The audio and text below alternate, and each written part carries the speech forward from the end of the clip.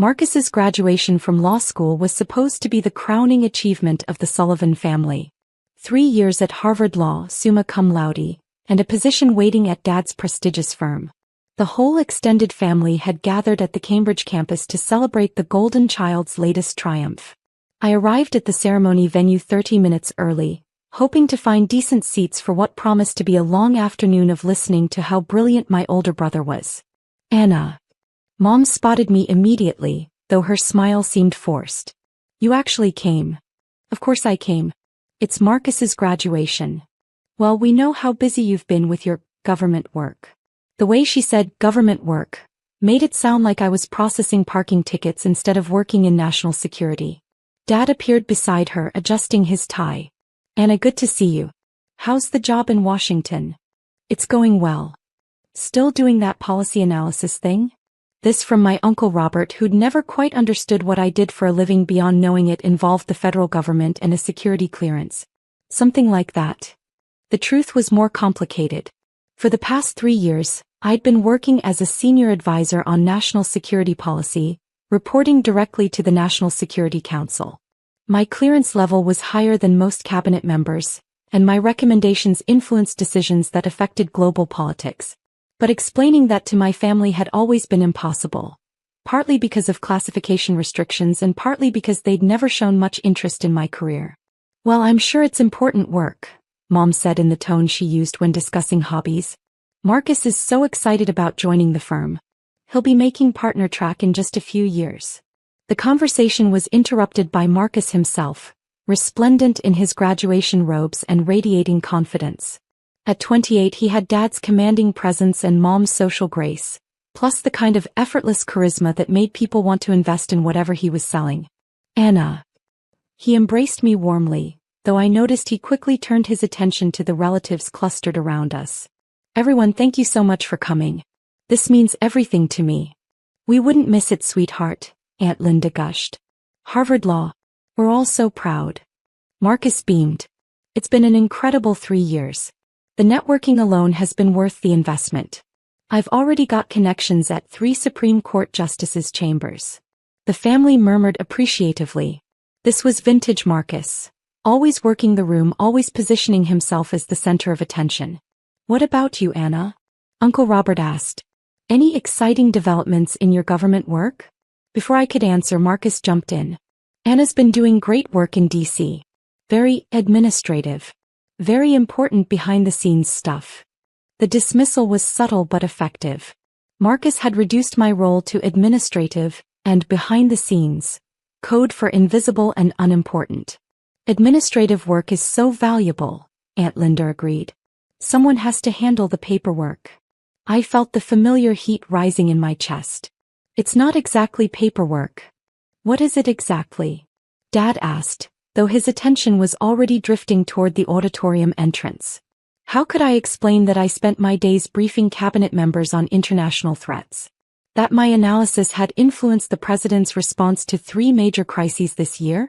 That foreign intelligence services considered me important enough to warrant surveillance?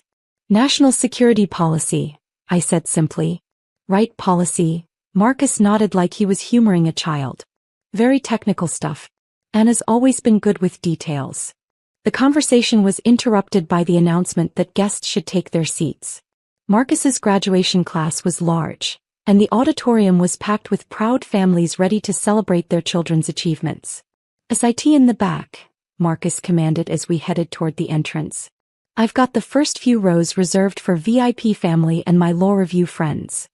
I looked around at our extended family, aunts, uncles, cousins, family friends, all filing toward the front of the auditorium while I was directed toward the back like a second-tier relative. The back? I asked.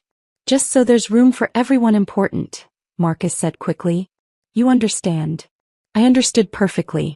Marcus had divided his guests into tiers, and I'd been relegated to the bottom category. The message was clear. My presence was tolerated but not particularly valued. As I made my way to the back rows, I passed clusters of my relatives settling into premium seats.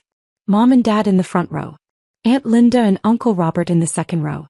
Marcus's law school friends occupying an entire section near the stage. And me, alone in the back, surrounded by strangers who'd also arrived late or been deemed insufficiently important for better seating. The ceremony began with the usual academic pomp: processional music, faculty in elaborate robes, speeches about the future leaders of American jurisprudence. I sat in my distant seat, watching my family beam with pride as Marcus's graduating class filed across the stage. When his name was called, they erupted in cheers. Dad stood up and applauded. Mom dabbed at her eyes with a tissue. The entire extended family made sure everyone in the auditorium knew that Harvard Law graduate Marcus Sullivan belonged to them. I clapped politely from the back row, feeling oddly detached from the celebration. This was how family events always went. Marcus at the center, basking in recognition, while I existed in the background like expensive furniture nobody really noticed. After the ceremony, there was a reception in the law school courtyard. I waited for the crowds to thin before making my way outside, where I found my family clustered around Marcus, taking photos and making plans for the celebration dinner. "Anna," Mom called when she spotted me. "Come take a picture with Marcus." I joined the group photo, standing slightly behind everyone else while Marcus held his diploma and grinned for the camera. After several shots, the photographer, one of Marcus's law school friends, started arranging smaller groupings. "Let's do immediate family only," he suggested. I started to step forward, but Marcus held up his hand. "Actually, let's do parents and grandparents first. Anna, would you mind taking the photo?" The request hit like a slap. I wasn't immediate family for photo purposes. I was the designated photographer. I took their camera and spent the next 10 minutes capturing various combinations of my relatives while being systematically excluded from each shot. Parents with Marcus. Grandparents with Marcus. Aunts and uncles with Marcus. Everyone with Marcus except his sister. "These are perfect," Mom said, reviewing the photos on the camera. "Marcus looks so handsome in his robes."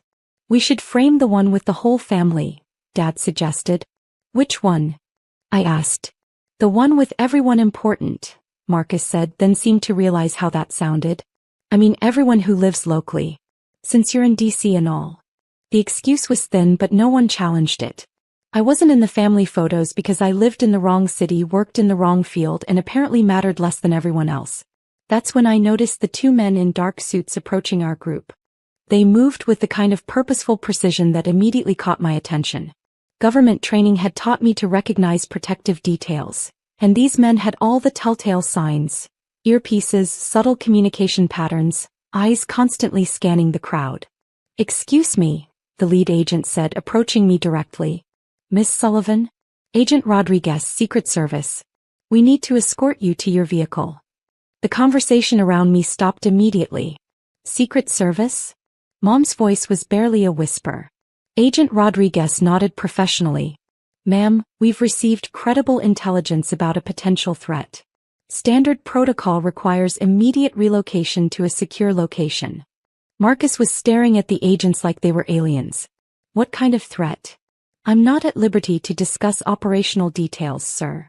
Rodriguez turned back to me. "Miss Sullivan, if you're ready." That's when I noticed the third agent approaching with something in his hand.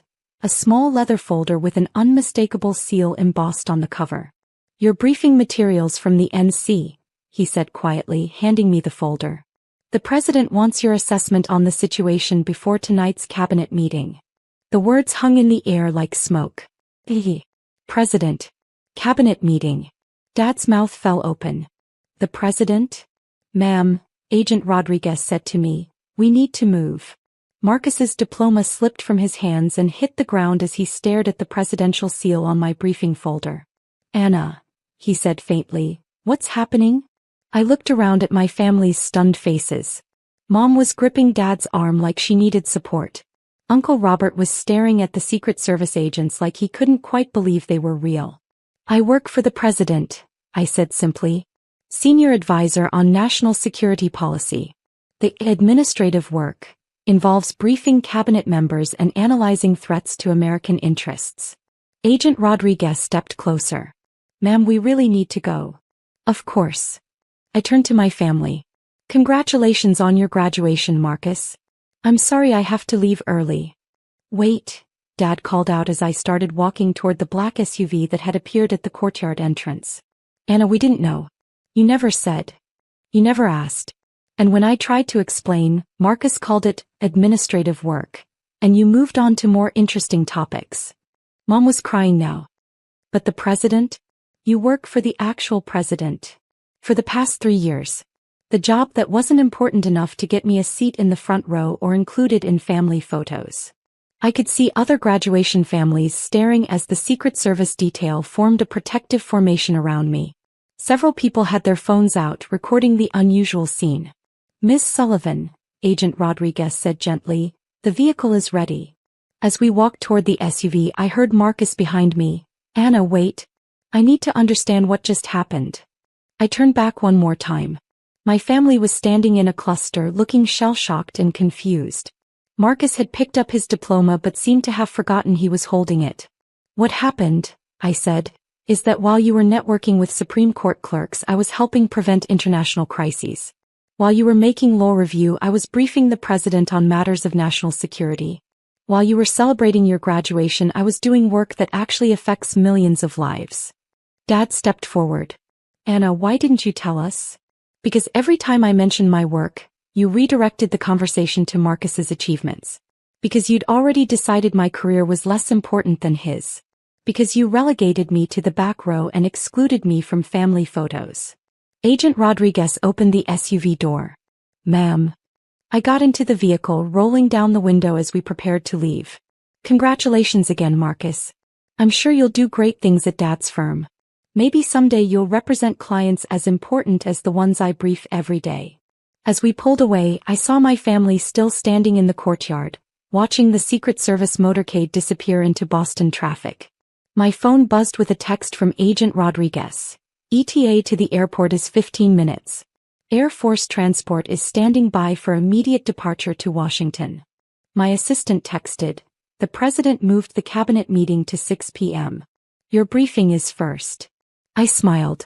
In 3 hours I'd be in the Situation Room shaping U.S. foreign policy. The administrative work my family mocked was guiding global security. My phone rang. "Marcus." "Anna, I don't understand." "The Secret Service? The president?" "It's simple. While you built a legal career, I built something bigger. You impressed professors. I impressed the people who run the country. But you never said. You never cared to ask. You assumed my work didn't matter." Silence. Then, "Anna, I'm sorry. We all are. We should have listened." "Yes.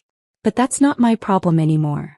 As the SUV reached the Air Force jet, I said, "For 3 years I wanted your respect. Today I realized I don't need it. I have the respect of people who matter. We matter. We're your family. Family doesn't cut you from photos or call your career a joke." The car stopped. "I have to go, Marcus. The president is waiting. Can we fix this later?" "Maybe. But next time I pick the seating chart." I ended the call and boarded. In 90 minutes I'd brief the president. Tomorrow Marcus would start at his law firm. Tonight I was advising the leader of the free world. And for the first time I knew who was truly successful.